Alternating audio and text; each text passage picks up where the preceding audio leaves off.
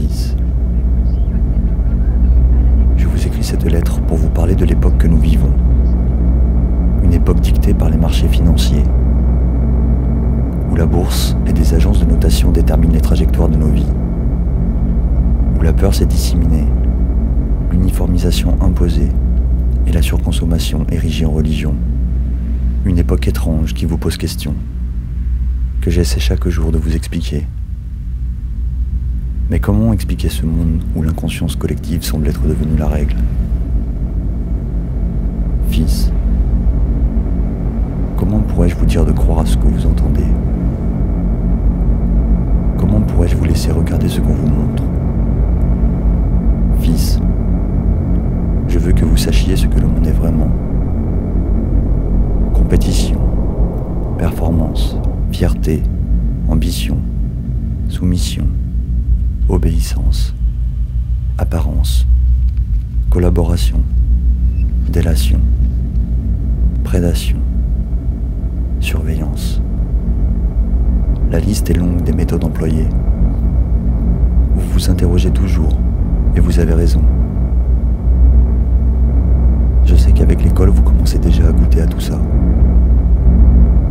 Fils, ici, l'Empire des riches a déclaré la guerre au peuple. Les pauvres gonflent les cellules des nouvelles prisons, plus que jamais.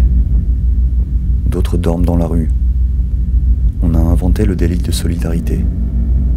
La France est devenue une forteresse dans une Europe forteresse. Partout, les conditions de vie de chacun se détériorent. Vitesse grand V. Les premiers pénitenciers pour mineurs ont ouvert leurs portes. Fils, sachez qu'ici, on enferme même les enfants.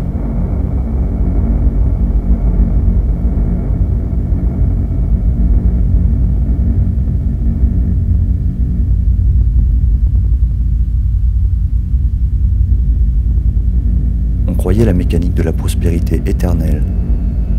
On sait désormais que c'est faux. Les entreprises déposent le bilan. Des salariés se suicident.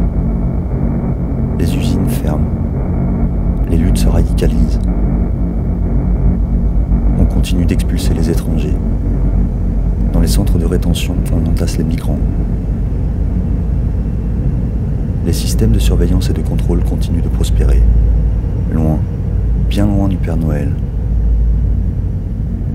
Sur Internet, le webbot s'autoproclame conscience de l'humanité. Le nouveau dieu technologique prédit l'apocalypse. Comme les curés, ils mentent. Fils, le monde ne sera que ce que nous en ferons. Ne croyez pas à ceux qui vous disent qu'il peut se transformer d'un simple geste.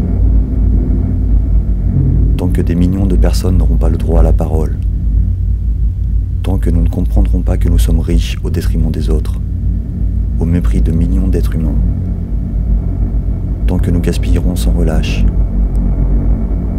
tant que nous marcherons sur la tête, tant que nous courberons les chines.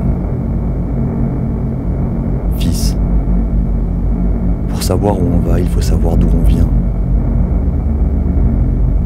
Mais il faut rêver, inventer et s'attaquer à ce qui nous oppresse. Il faut commencer à vivre et à imaginer ce que nous désirons avec les autres. Nous avons tant à faire. Mais c'est une autre histoire.